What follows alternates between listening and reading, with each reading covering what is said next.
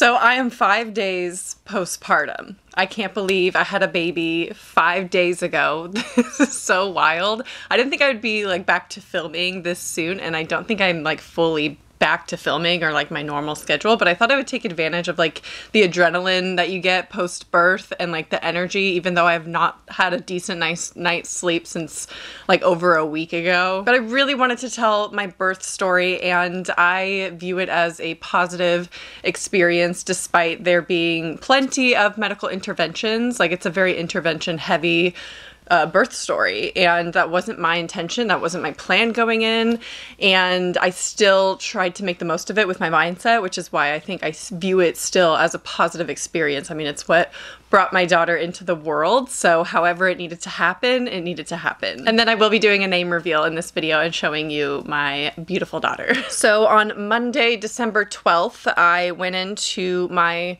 2:45 appointment, my doctor's appointment, which we had compromised on. They wanted me to be induced that day. And instead of me just going immediately over there, we decided to do a blood pressure check again and just double check it. Like, I just wanted to, make sure before making a huge decision like an induction. So I went to the regular doctor's appointment I had already had scheduled for a non-stress test for baby and my blood pressure, and then to do the labs again. And we didn't get past the blood pressure. We did do an ST, and that turned out to be completely fine. But the blood pressure was 170 something. I don't know what the bottom number was, but yeah. So they didn't even want to like continue with the labs because based on that, they gave me the diagnosis of preeclampsia. And I was heartbroken at that point because I knew exactly what was coming next. The doctor came in and told me, you need to be induced right now. I think you need medication to bring your blood pressure down. So you need to go directly to labor and delivery. So at about 5 p.m. that day, we actually arrive at the hospital at labor and delivery. And then you're just like walking into the hospital. You feel fine, but then you're like going to have an induction. It's just like such a weird feeling. I think it's different than going into labor naturally and then like showing up at the hospital, which is what I wanted to do. I wanted to labor at home initially. My initial birth plan was to go into labor naturally, of course. And I assumed I would go over my due date. And my due date originally was January 2nd. And I was induced on the day that I became 37 weeks, as you saw in my last video. And that was my initial plan. I was eating my dates. I was drinking my red raspberry leaf tea. I was doing exercises. I was bouncing on the ball and like doing a lot of pelvic movements on the ball and things like that to prepare. And all that was a waste of time. I also bought birthing books and didn't get to them because I thought I had more time. And also my initial plan was to see how it went with pain. I was open to an epidural because I've never done labor before. So obviously I can't say if I can handle it or not. The ideal would be to not do it. But obviously I have to be open in that situation because I don't know. It's like a lot of unknown things. But I did know I wanted very minimal interventions. I did not want an IV. Depending. I wanted to be able to move around the room. I didn't want constant monitoring, and I definitely didn't want a C-section. So anyway, back to the birth story. So at about 7 p.m., a couple hours, we're settling into the room, and we brought all of our stuff in. We got our hospital bags, and about 7 p.m. they give me the IV, and they actually do it in the arm. So I still have like my little mark here, and it still hurts. The IV was so bad. It was so painful. I've never had an IV before. There were so many new experiences for me going through this process that I have never experienced before, getting an IV being one of them. So to start the induction, they started at about 9:30, and they gave me 50 micrograms of Cytotec, which is a pill that you put under your tongue and it kind of dissolves.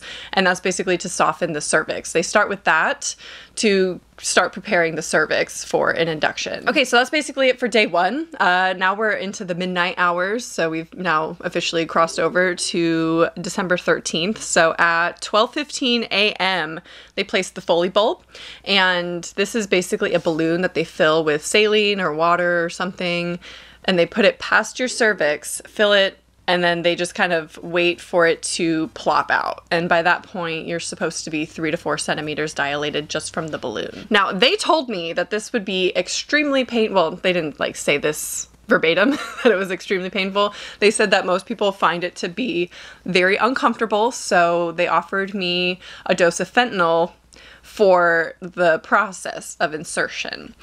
And they said it feels like an extreme cervical check. I had only had one cervical check upon being admitted to the hospital because they wanted to see where I was at. And I was at 1 centimeter naturally, I was just chilling at 1 centimeter. So because they offered a drug like fentanyl for the Foley bulb, I was like, let's do that. Let's go ahead and do the fentanyl because you're scaring me a little bit with how painful this is supposed to be. And then when they actually did it, I don't know if it was the fentanyl or because the fentanyl isn't going to take away all of the sensation, but it really was not that bad. I really thought it was going to be a lot worse. Anyway, but the fentanyl made me extremely, extremely dizzy. They just did like one little dose in the IV in my arm, but it made me so relaxed after I got the Foley bulb and I was able to kind of go in and out of sleep for a little bit. And then at 2 a.m. they gave me 100 micrograms of Cytotec, again, under the tongue pills to further help my cervix soften as the Foley bulb is like pushing down because it kind of mimics the pressure of like a baby's head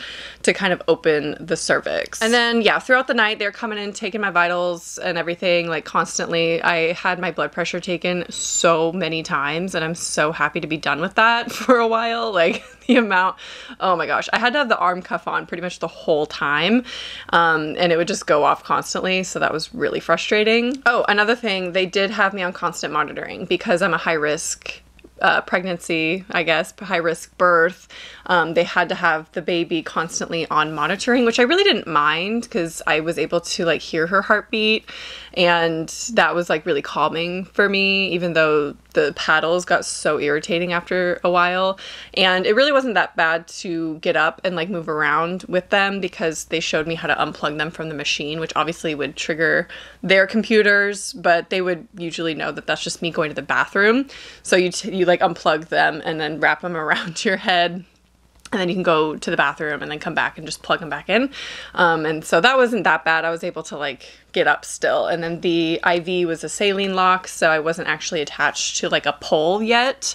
That started later, so I didn't have to worry about like dragging my IV around. Okay, so 8 a.m. on December 13th is when the Foley bulb came out when I used the bathroom. So when you push, you know, it just popped right out. So actually what had happened throughout the night is I was having contractions from the Foley bulb. So it was starting labor slowly but surely, and they just kind of felt like poop cramps or like mild period cramps throughout the night. I was able to sleep a little bit, you know, just despite the people coming in constantly, taking my blood pressure and stuff. But when it fell out, I think that's when my labor actually started. So I consider 8 a.m. that day to be my official start time. Even though I was like contracting, I thought maybe it was the Cytotec causing some cramping because that's one of the side effects of it. So it could have been that as well. And I wasn't actually like in labor yet.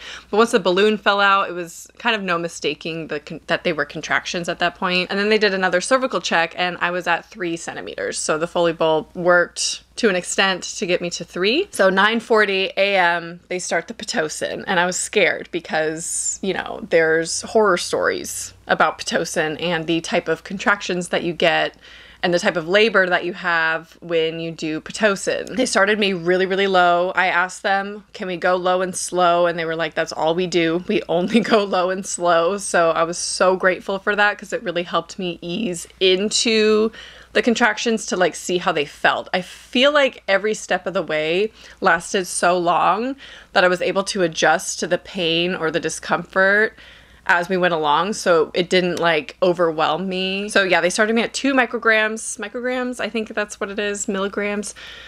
I don't know the measurements of Pitocin or like what the standard is, but 2.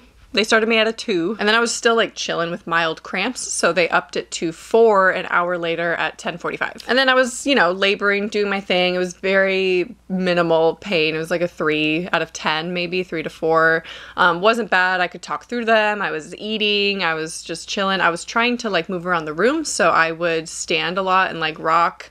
I would do some lunges. I'd get on the ball. 2 p.m. we upped it to 6 Pitocin, and that's when things really got going, I would say. 20 minutes later, I'm on the phone with my mom, just, you know, talking about what's going on.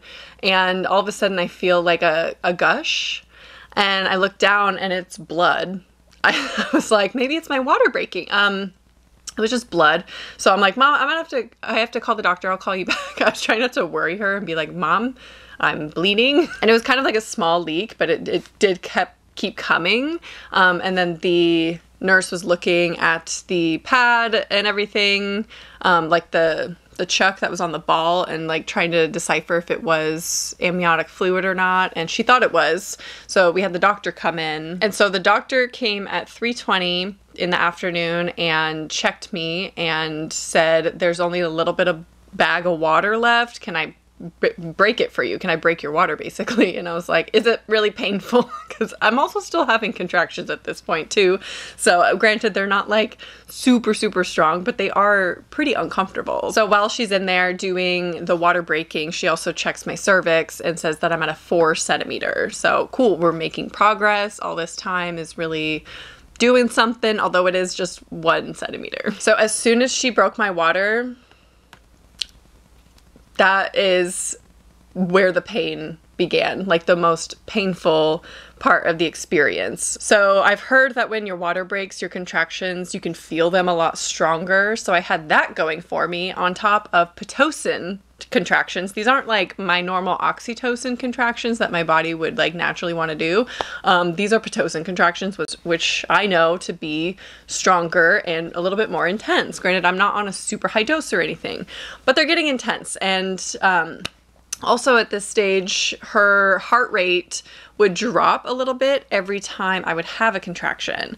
So the nurses were a little bit nervous because it would drop pretty low right after a contraction. So she was not feeling the contraction. She did not like it. She was not having a good time in labor. I'm feeling she just wasn't ready. You know, I'm early. So they backed up the Pitocin to a 3. Didn't really help my pain. I was still contracting so much. Like, I don't know how far apart they were necessarily. It felt like 3 to 5 minutes, I would say. So after about 2 hours of being on Pitocin at level 3, the contractions were getting so bad. And I was honestly at this stage like preparing for an epidural. I'm like, I don't think I can do this. Also, they want to continue to push the Pitocin because that is ultimately what furthers you along in labor. So I needed a higher dose of Pitocin, but I could barely handle what I was on. I think it's because of the water breaking and everything. It was just so painful. So we called the nurse in and I was like, I'm ready for some kind of pain management here. What are my options? So she told me there's fentanyl again. But she said you can get that like once an hour, and that didn't sound like it would be that helpful, to be honest. And then she said there's laughing gas that you can do, and then of course an epidural.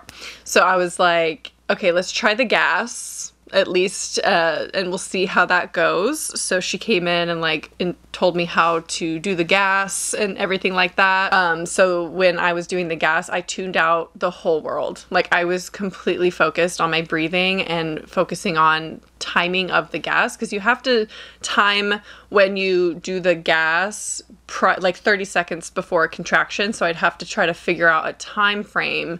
She actually sat with me for a while and instructed me when to breathe in the gas, which was so helpful for me to like get a feel for the timing of it all. So I did that for an hour. That hour of my life was the most painful thing I've ever experienced. The gas was doing nothing at this point. Like, all it would do is I would feel like high in between contractions when I wasn't feeling pain. When I felt the pain, nothing could fix that. Like, nothing, absolutely nothing could take away what that pain felt like. So from like 5:20 to 6:20, I was in so much pain. I was trying so hard. My personal goal, if I was to get the epidural, was to make it to 5 centimeters on my own, because I didn't want to get the epidural too early and have it stall my labor, because then that is a higher likelihood of a C-section. So I decided to ask for a cervical check, and depending on where we were at, I would get the epidural. If I was like really far along, maybe I still would. Like, if I was at a 7, I'd be like, maybe I would get it, because I don't think it she's waking up. If this is what active labor feels like. I don't think I can handle transition. You know what I mean? At least on Pitocin with my water broken. No, thank you. So I decided to see where I was at, because if I still had a long way to go, there was no way I was making it. So after all of that, after the cervical check, I was at a 5. I was at 5 centimeters, which is my goal. So I decided to do the epidural because I was like, I can't make it to 10. I can't do that. This is because we also have to up the Pitocin, and that's going to make them more intense. And I was like, I can't handle more intensity.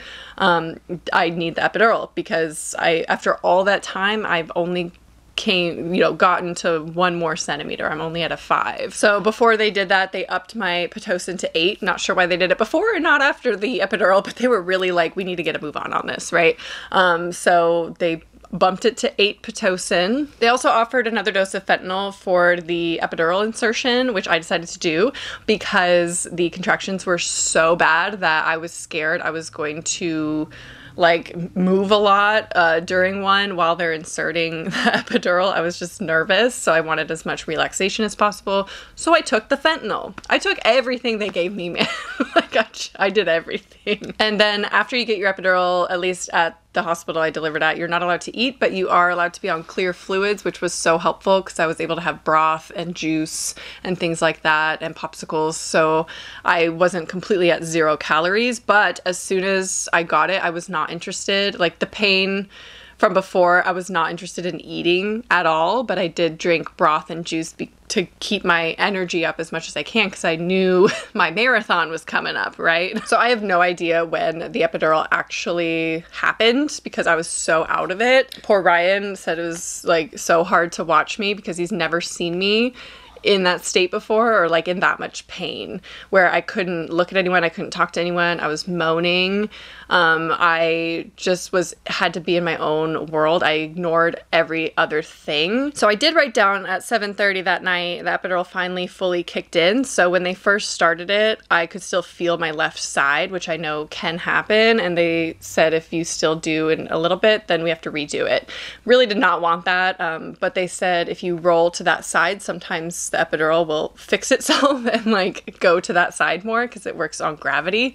I didn't know that. So they flipped me onto my left side and that did the trick, and I could not feel anything. Well, I could feel I could still move my legs, which was really weird. I couldn't stand, obviously, but I could move them when they came in to adjust me. I could help. I wasn't completely paralyzed, which is a good thing because they want you to be able to feel the pressure of your contractions for the pushing part. So because I wasn't able to get up and move around, they were really adamant on the peanut ball. And the peanut ball is the magic ball. I loved the peanut ball. It felt really comfortable, for one, to sit in that position where you have it between your legs, and then every 30 minutes they would come in and flip me onto either side. So was not sleeping that night. That was a guarantee, especially because I was laboring so much and I can't feel pain. The pain of the contractions was pretty much gone, but the pressure, I could still feel them coming. So I did 3 hours of peanut balling just every 30 minutes, flipping onto either side. This time goes by so fast, by the way. I had no sense of time. It was so wild how fast things went, or how fast they felt, even though it wasn't fast at all. It took hours and hours between every single stage, but it felt like it was just one after another. So at 10:30 that night, after 3 hours post-epidural laboring at 8 Pitocin, they wanted to do a cervical check. And I was at 9.5 centimeters. And I was so excited when they said that because they're like, we're gonna start pushing soon. I was so happy that I made it to 9.5 because I was so scared they would come in and say, oh, you're at a 6. That's really nothing's moving along. We need to up the Pitocin more. And that I got scared because it could put her at risk because she didn't like it before. So I was nervous. Yeah, she's awake. I gotta feed her. Okay, let me feed her and I'll bring her back and have her in the rest of the video if she sleeps and doesn't fuss around, because she's about to make her big debut in this story. So might as well have her join the video. So here's my girl. I got big eyes. Her facial expressions crack me up. I absolutely love them. They're so adorable. So I will just hold her throughout the rest of this video because she's not fully fed and, oh, sorry. And worried that she's gonna cry if I try to set her down because she's not sleeping. Oh, that's a big yawn. Okay, I left off on getting the cervical check and finding out I am 9.5 centimeters after all of that laboring. So they said, okay, we're gonna push soon. I thought they literally meant like 30 minutes that we're gonna push soon, you know what I mean? But they wanted me to be 100% 10 centimeters and fully effaced and things like that. So in order to ensure that without doing another cervical check, because since my water's been broken for so many hours, you run the risk of infection every time you do a cervical check. So they wait until 12 a.m. So I'm just chilling for an hour and a half, knowing that I'm going to push my baby out, which at this point I still wasn't, or like before this, I wasn't sure what was gonna happen, like what my birth was actually going to look like. So now I had confirmation that I'm going to have a vaginal delivery, and I was so excited. Ryan and I were so excited that we were getting at least one thing on my initial plan, which you can't plan to not have a C-section. You know, you could do everything right and still need a C-section.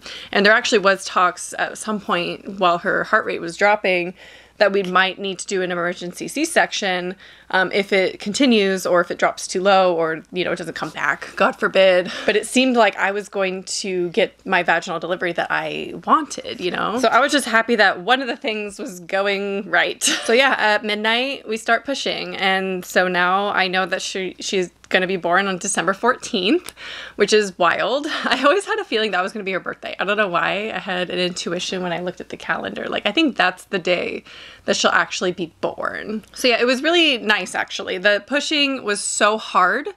One of the hardest things, because it takes so much more effort than you probably think it does, and it can go for a very, very long time. So I ended up pushing for 2.5 hours total. They let me push on in different positions, which I found really nice. They helped me onto my side, pushed on my side because I could feel the contractions a little bit more on my side. Like, I could feel the pressure. And then at 2:39 in the morning, she is born. So I guess I'll do a name reveal now, since this is the part of the story where she is in the world.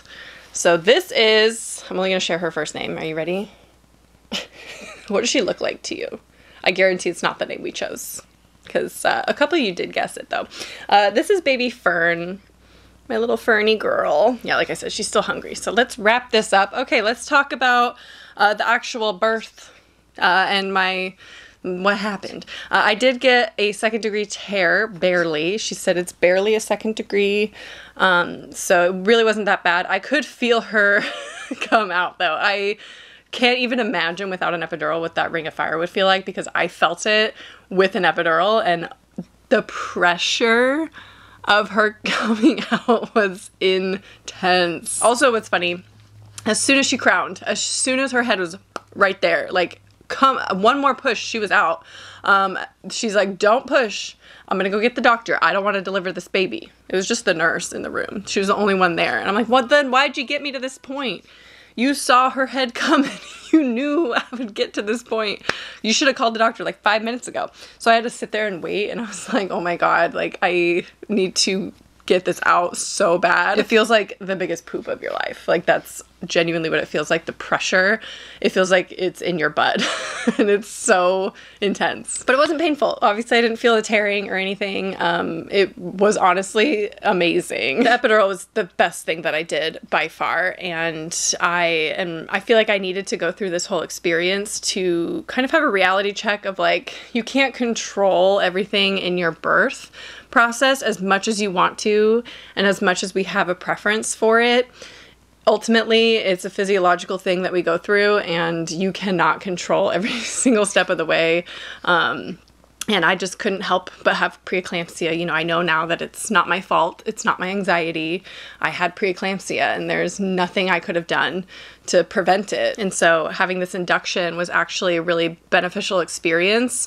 And, you know, I get to have 3 more weeks with her in the world instead of in my belly, which it has been hard to adjust to not being pregnant anymore, because I loved being pregnant. I loved my pregnancy so much. Anyway, in addition to the 2nd degree tear, I had a small labia tear, which I guess is the other way, horizontal I didn't know that could happen, so that's fun. So the pain of like the tear and the pushing didn't actually kick in until day 2 or 3 postpartum. And that's when it really kind of, I could feel it. They gave me meds in the hospital, but it was just Tylenol and ibuprofen. That's what they give you after you have a baby. Ibuprofen. And then a lot of stool softener. Take those stool softeners. Take them before you give birth, although I will tell you, you'll poop a lot. I did. And it was so, it's embarrassing hindsight. In the moment, did not care. I was pooping up a storm, but I was pushing correctly. So you know what? If that's what had to happen, that's what had to happen. It was going to come out no matter what. What am I going to do? Hold in the poop while I'm pushing? I can't. So it's got to go. I was able to do the golden hour and some breastfeeding immediately after, which was so nice. So of course they put her on my chest. Ryan and I are like in shock of what we're looking at right now and just having a moment together. It was so magical. Like that moment was so beautiful. And then they take her and weigh her. Ryan goes over and I don't know what they're doing. As you know, I delivered my placenta, didn't feel it. Well, I did feel like, you know, I could feel like something, something coming. Did not care. Didn't care about anything. They stitched me up, didn't care. Obviously didn't feel it. Felt nothing of the stitching. And then they wait about 3 hours so the epidural will wear off so they can move me into mom and baby room. So then they're gonna transfer me. So that was about 6 a.m. is when they finally moved me into the postpartum room with Ryan and what they call the mom baby room. And that's when things got really bad. I don't want to complain too much about this part of the process, but let me tell you, they don't care about you. They don't care about your sleep.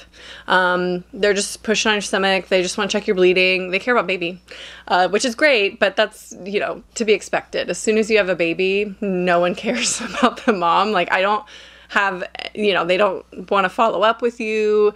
No one's gonna check downstairs, you know. So at 6 a.m. on the 14th, we moved into the mom baby room and stayed there until Thursday night, which I can't believe that's all that we stayed there because I felt like it was 10 days. It felt like I was at the hospital for 10 plus days in this whole process, but I was only there from Monday to Thursday.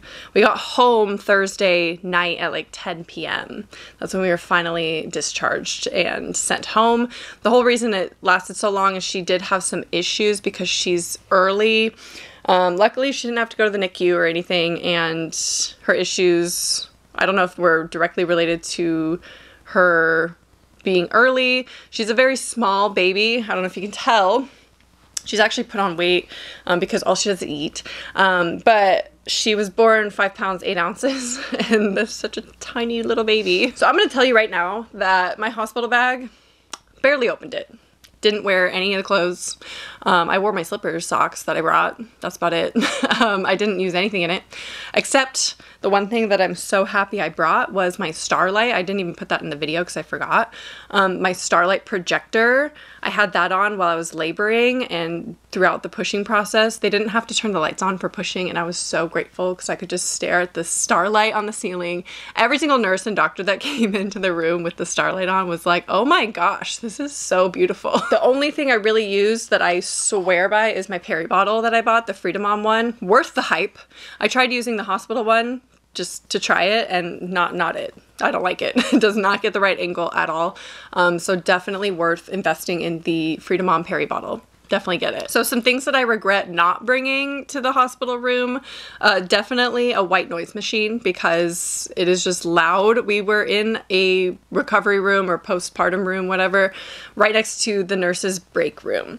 And so they were constantly yelling and slamming doors, and it was so frustrating. So a white noise machine really would have helped. An eye mask, because there's always going to be lights on in some capacity. Like it'll never be fully dark. And then probably the only other thing that I regret not bringing is my own pillow. Maybe not for the hospital room, like the labor and delivery room, because things get really, really messy. You're just constantly bleeding and oozing and things and just gross, you know, sometimes pooping. So probably don't want your own bedding on that bed.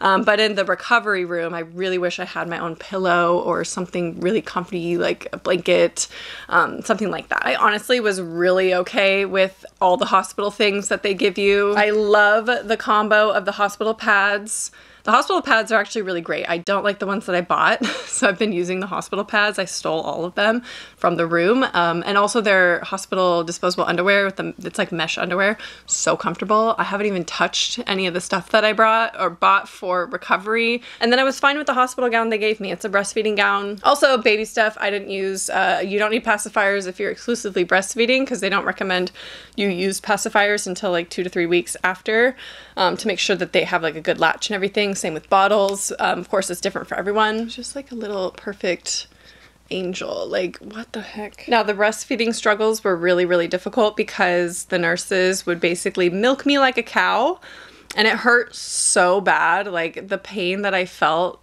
afterwards was so painful, like on the boobs. But I really want to breastfeed. Like, I'm willing to do anything, and I really think them hand expressing for me really helped with everything come in. And now we're really doing a good job. We're not latching perfectly and we're using a nipple shield, but anything to get her to breastfeed is a-okay with me. And now she's gaining weight, so we're doing okay. She's still a little small. None of the clothes I have for her fit. But I'm like, do I buy preemie clothes? She's gonna gain weight so fast. I'm not gonna buy more preemies. So I'm mostly doing swaddles and just putting her in the newborn onesies, even though she is swimming in them. She's such a small little girl. Oh, another thing I regret is not asking for cluster care. So you can actually request that doctors and nurses come in, you know, back to back, so you can have it be clustered, and therefore you have downtime to sleep, whereas every 30 minutes someone new was like coming in the room, and it would be almost comical because Ryan and I would like finally settle down, turn the lights off and like try to nap, and then someone would come in, like the pediatrician would come in, turn all the lights on and be like, all right, let's, you know, have some questions, and there's paperwork galore, and just it's a lot in that postpartum room. Like, I did not expect any of that. That was really, really overwhelming. And my lowest point, I had a little mental breakdown because I was so tired. I was falling asleep with my eyes open. I had not slept at all since the labor and delivery. I hadn't slept since Sunday night. We were discharged Thursday. Still haven't slept a full night, obviously, because now I'm feeding her constantly. She's cluster feeding right now. Like I said, that's all she does is eat every 30 minutes to an hour. And I accept during the day. And she just does it at night.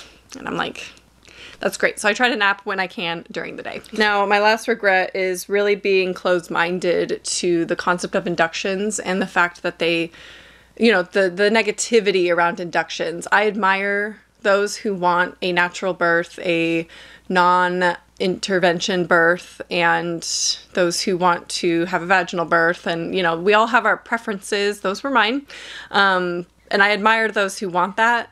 At the end of the day, it's not really in your hands. Like, you can prepare so much and still not get the exact thing that you want. So it's really about being open-minded and your mindset, because I knew I was going to have all these interventions. Like, I knew I'd probably get the epidural because of the pain of Pitocin contractions. So when I was there, I was like, you know what? I'm going to make the most of it. I'm going to take the pain meds. I'm going to, you know, try to enjoy this experience as best I could.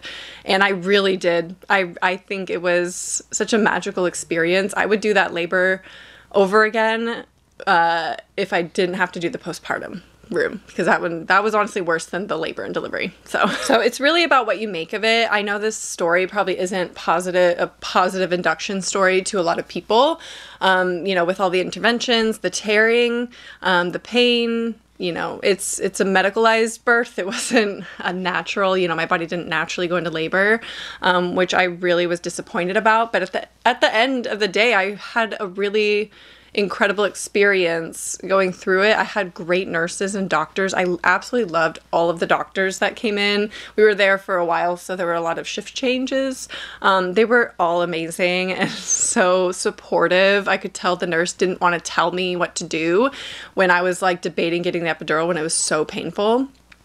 And she knew she would not up the Pitocin until I decided on pain management, because she's like, I'm not going to push you over the edge, even though we do need to up the Pitocin eventually. We're going to wait and see how you do with it. So she was just so patient with me and letting me labor how I wanted to labor, and, you know, letting me decide what to do instead of pushing anything on me. So I really think what makes it a positive or a negative experience is your mindset when you're in it. You know, you can have a positive induction. You can have, you know, an intervention heavy labor and delivery and still have a positive experience. So, you know, don't be afraid of like these things that have so much negativity out there online. And I think people are just so misinformed. I obviously didn't have a choice in this induction. I mean, I always have a choice, but am I really going to put baby at risk like that? No, or myself. At this point, it was about me, that I could possibly be impacted worse by this preeclampsia. I could have a stroke, and we don't want that. So sometimes you just don't have control over what your body decides to do, and sometimes you have medical things that need to be taken care of, and it's not in your power at all, so there's no need to feel guilty. I did for a while. I was like, this is my fault. Like, I did something wrong somewhere along the way and got myself preeclampsia, and so now I can't have the labor that I want. But now that she's here, I knew this would happen. I don't care. I don't care about anything. Also, my preeclampsia is completely gone since delivering my placenta. So, just saying. I would do it 100 times over again, though. Like, I genuinely think my experience was so great, despite none of it being what I wanted except a vaginal birth. I am very grateful. My recovery's been pretty smooth as far as that goes.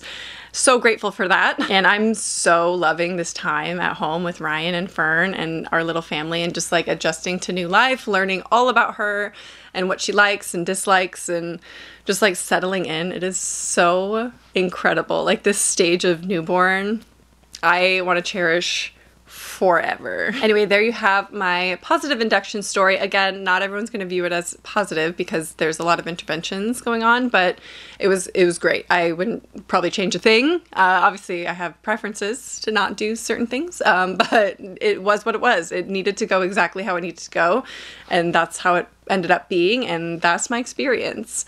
And it brought her into my life, and that's all I could ask for. Let me know if there's any other content you want me to talk about, whether it's regards to mom stuff or baby stuff or, you know, anything like that. I'm not like a mommy vlogger still, not doing like a lot of vlogs or anything like that yet. Maybe I will do some vlogs here and there, but yeah, I would love to know if there's any other content you have or want to see, or if you have any questions about my experience, you can leave it in the comments and I'll try to get back to you. A lot of downtime these days, so yeah, she sleeps a lot, eats a lot, and that's pretty much all she does, and poops. So yeah, I hope you enjoyed this video, and I will talk to you soon. Bye.